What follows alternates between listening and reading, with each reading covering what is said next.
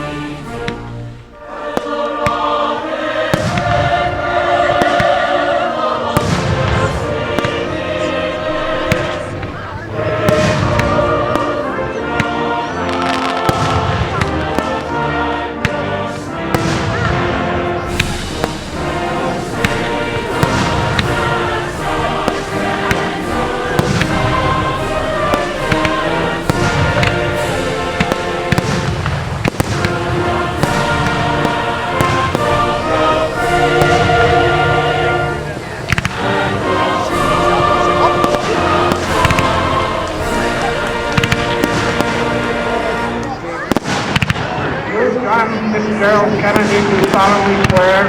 I, John Fitzgerald Kennedy, do solemnly swear. That you will faithfully execute the office of President of the United States. That I will faithfully execute the office of President of the United States. And will, to the best of your ability. And will, to the best of my ability. Preserve, protect, and defend the Constitution of the United States. Preserve, protect, and defend the Constitution of the United States. We observe today not a victory of party, but a celebration of freedom, symbolizing an end as well as a beginning, signifying renewal as well as change. For I have sworn before you and Almighty God the same solemn oath our forebears prescribed nearly a century and 3/4 ago. The world is very different now, for man holds in his mortal hand the power to abolish all forms of human poverty and all forms of human life. And yet the same revolutionary beliefs for which our forebears fought are still at issue around the globe. The belief that the rights of man come not from the generosity of the state, but from the hand of God. We dare not forget today that we are the heirs of that first revolution.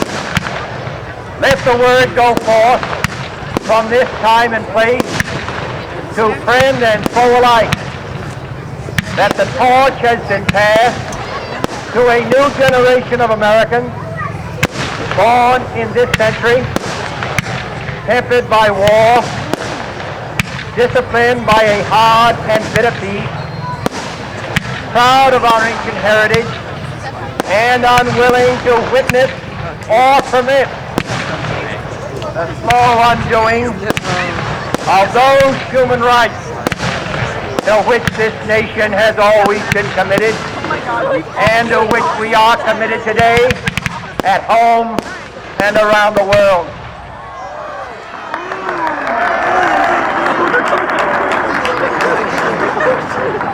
Let every nation know, whether it wishes us well or ill, that we shall pay any price, bear any burden, meet any hardship, support any friend, oppose any foe to assure the survival and the success of liberty.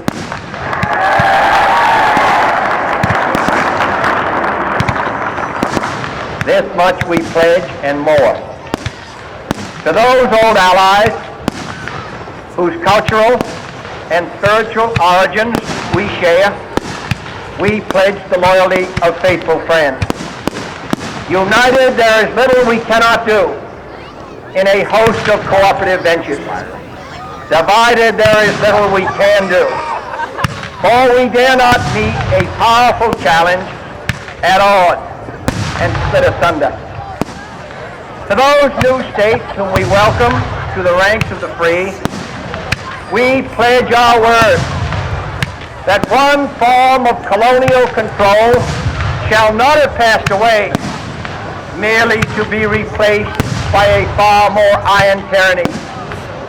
We shall not always expect to find them supporting our view, but we shall always hope to find them strongly supporting their own freedom, and to remember that in the past, those who foolishly sought power by riding the back of the tiger ended up inside.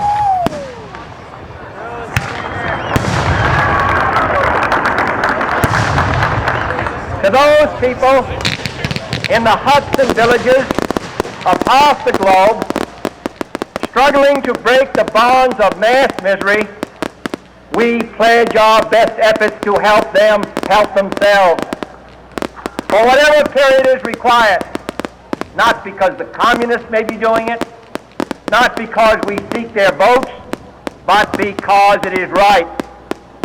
If a free society cannot help the many who are poor, it cannot save the few who are rich.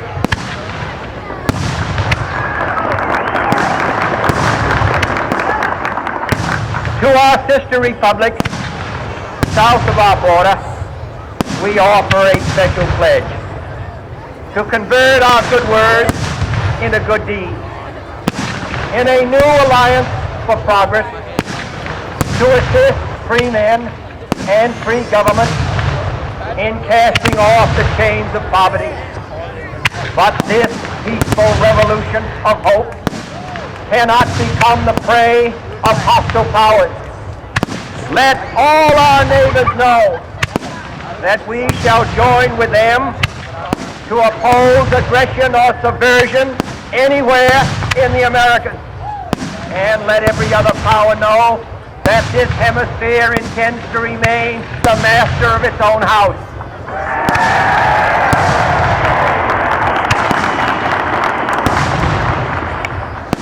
To that world assembly of sovereign states, the United Nations, our last best hope, in an age where the instruments of war have far outpaced the instruments of peace, we renew our pledge of support to prevent it from becoming merely a forum for invective, to strengthen its shield of the new and the weak, and to enlarge the area in which its writ may run. Finally, to those nations who would make themselves our adversary, we offer not a pledge, but a request that both sides begin anew the quest for peace. Before the dark powers of destruction, unleashed by science, engulf all humanity in planned or accidental self-destruction.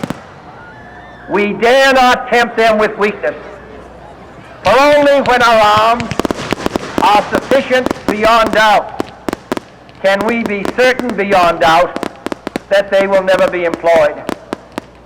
But neither can two great and powerful groups of nations take comfort from our present course, both sides overburdened by the cost of modern weapons, both rightly alarmed by the steady spread of the deadly atom, yet both racing to alter that uncertain balance of terror that stays the hand of mankind's final war. So let us begin anew, remembering on both sides that civility is not a sign of weakness, and sincerity is always subject to proof. Let us never negotiate out of fear, but let us never fear to negotiate.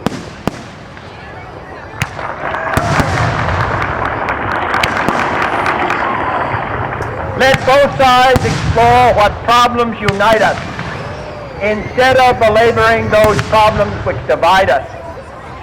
Let both sides, for the first time, formulate serious and precise proposals for the inspection and control of arms, and bring the absolute power to destroy other nations under the absolute control of all nations.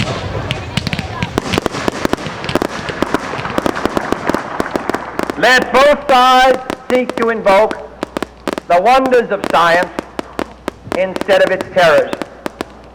Together, let us explore the stars, conquer the desert, eradicate disease, tap the ocean depths, and encourage the arts and commerce. Let both sides unite to heed in all corners of the earth the command of Isaiah to undo the heavy burdens and let the oppressed go free. And if a beachhead of cooperation may push back the jungle of suspicion, let both sides join in creating a new endeavor, not a new balance of power, but a new world of law, where the strong are just and the weak secure and the peace preserved. All this will not be finished in the first 100 days, nor will it be finished in the first 1,000 days, nor in the life of this administration, nor even perhaps in our lifetime on this planet. But let us begin.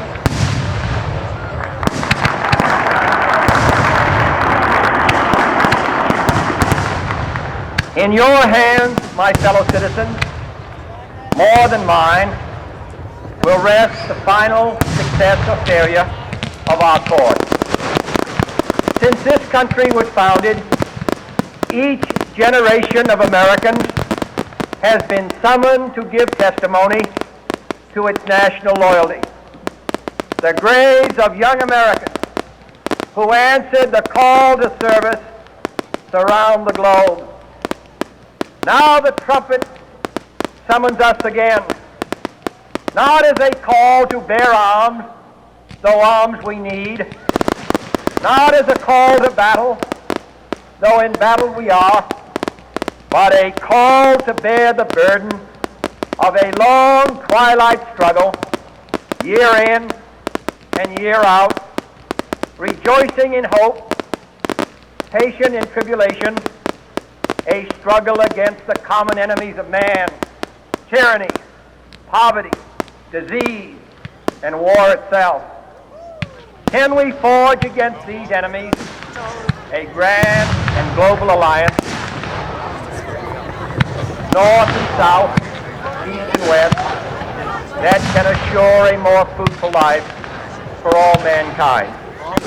Will you join in that historic effort?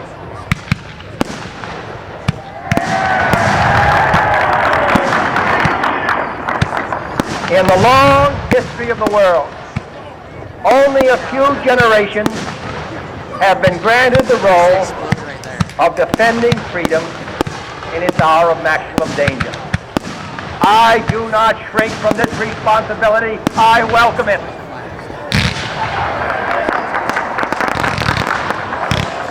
I do not believe that any of us would exchange places with any other people or any other generation. The energy, the faith, the devotion which we bring to this endeavor will light our country and all who serve it. And the glow from that fire can truly light the world. And so, my fellow Americans, ask not what your country can do for you, ask what you can do for your country.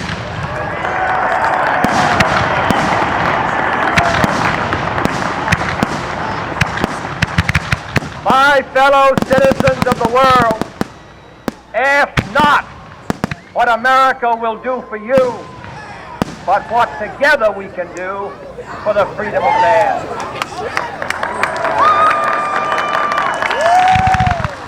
Finally, whether you are citizens of America or citizens of the world, ask of us here the same high standard of strength and sacrifice which we ask of you. With a good conscience, our only sure reward, with history the final judge of our deeds, let us go forth to lead the land we love, asking his blessing and his help, but knowing that here on earth God's work must truly be our own.